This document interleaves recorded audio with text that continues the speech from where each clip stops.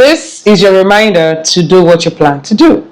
Okay, so quick story. I recently moved to Benin Republic, and my decision came as a result of something that I've been pursuing since 2014. Now, hear me out.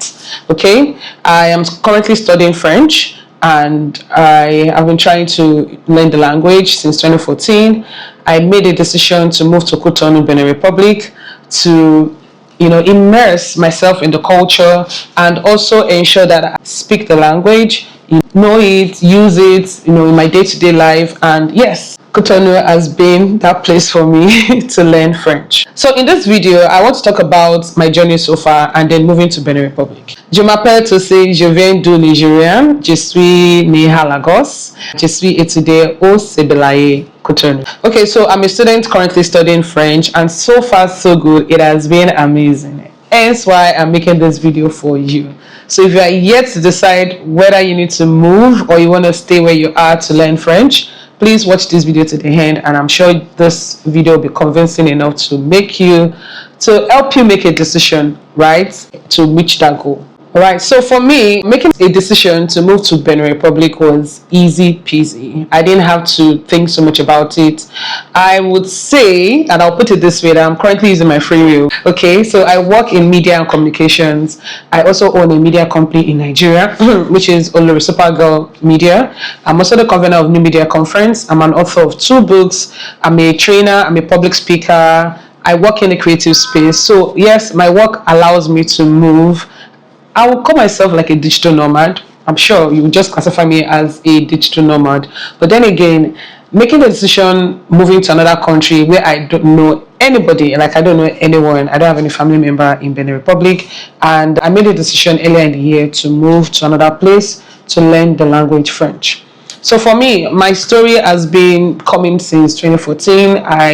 My first school was Alliance Française 2014 in Yaba, Lagos, where I enrolled to learn French. And for me, it's to have like a second language, popular language, because I speak English, Yoruba, Pidgin, and now I speak French, a little bit of French, right? So to have that language where I can also move Pan-African and also do business with other people. So hence why I decided to learn the language French. And I've been struggling with it for years. I moved from physical classes to online classes. My schedule would always, bump into classes. So if I don't make it to physical classes, obviously I can't write exams. And I switched to online classes. Then again, my attention span is very low, when it comes to reading, when it comes to learning, right? So I really love it when it's physical, something I can touch, something I can feel. Okay, so I really tried with the online classes. I had like 3 different tutors at 3 different times, and I thought maybe because I'm in another location, maybe because I'm here, I was given excuses in between, but then again nothing was clicking. And starting as a beginner in French, you need to have the foundation is really important. I also remember that I had a French tutor. Yeah, she was from Cameroon, right? So she would come to my house and we would do this physical 101 classes 3 times a week. And yes, I thought I was moving up the ladder, but then again, nope, it wasn't working. Now I thought about it and I said to myself, why have I been struggling with this language? What is really going on, right? I said to myself that I really do not want a case where I would fail at this, because I really love the language French. I also remember back in secondary school, primary secondary school, where they would teach us French in music, numbers, saying your name and rest of them. And now as an adult, I find it so difficult to learn. I found it difficult to learn the language, so I had to make a decision.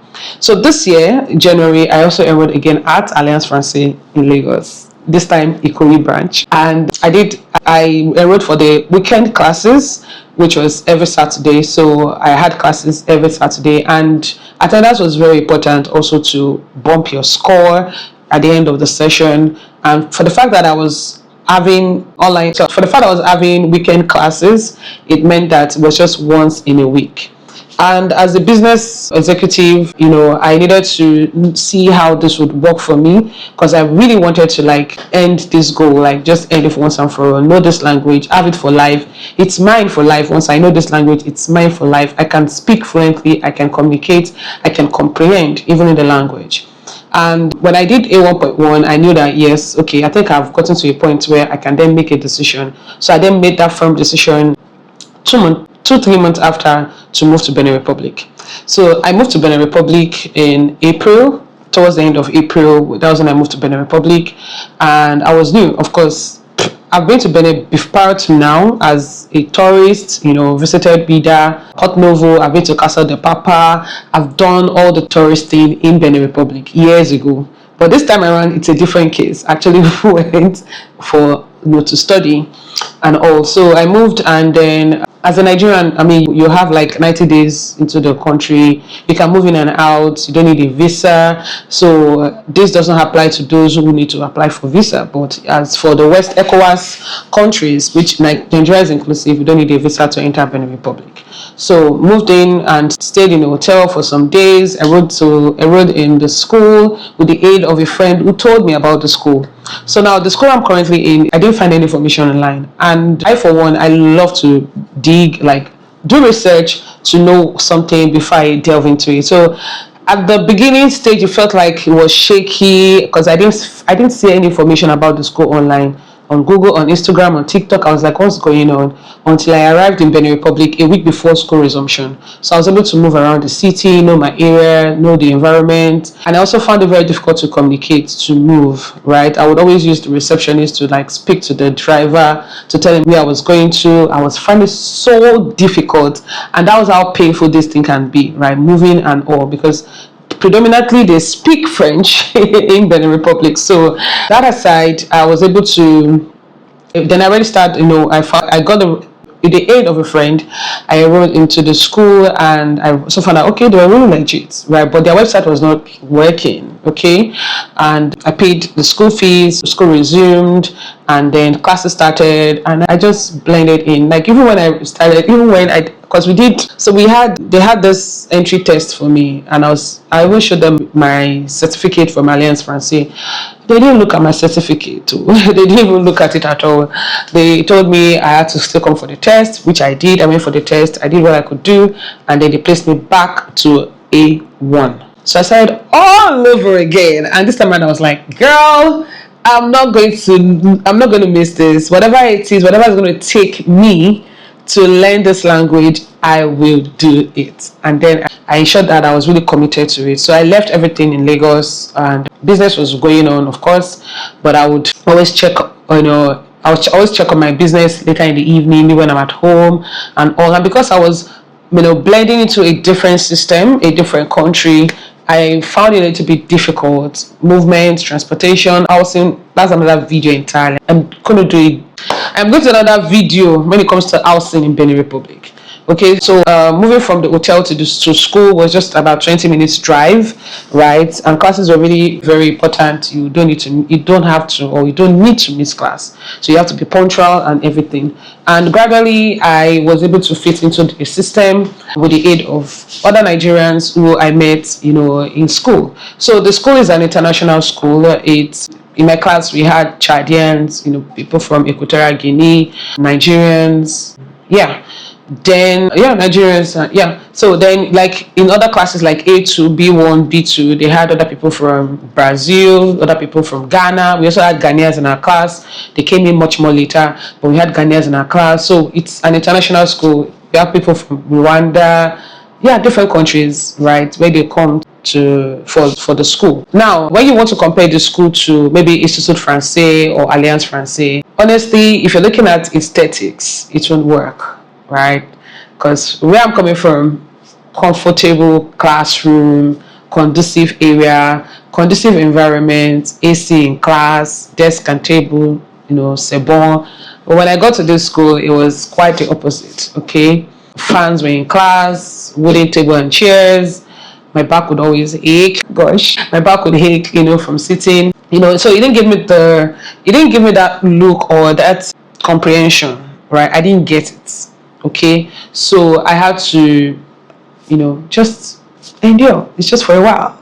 I mean, I came here for a reason, and the reason is to learn this language. And the school is highly recommended. I am not even joking, because left to me, if I'm to do promo for the school or marketing for the school online, they're going to receive a lot of Nigerians. I bet you, they're going to receive a lot of Nigerians. Why? The structure, the teaching level, the professors, they are good. In my class A1, we had 3 professors, right? Monsieur Richard, Professor Dr. Oliver, Madam Ida, right? Monday to Friday, intensive courses, intensive classes with practicals, dialogues, speaking. Right from the first day, we started classes, like when they told us who our lecturer was going to be, and we started classes. We started speaking, like you have to introduce yourself in class.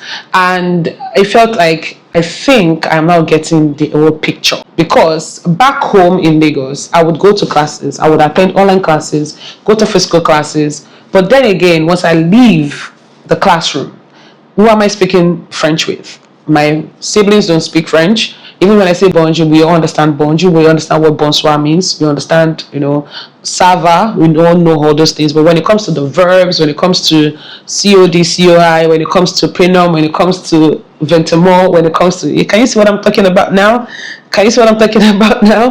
Right? We can't have conversations. So that was when I knew that this is it. Because learning language through immersion would help people like me.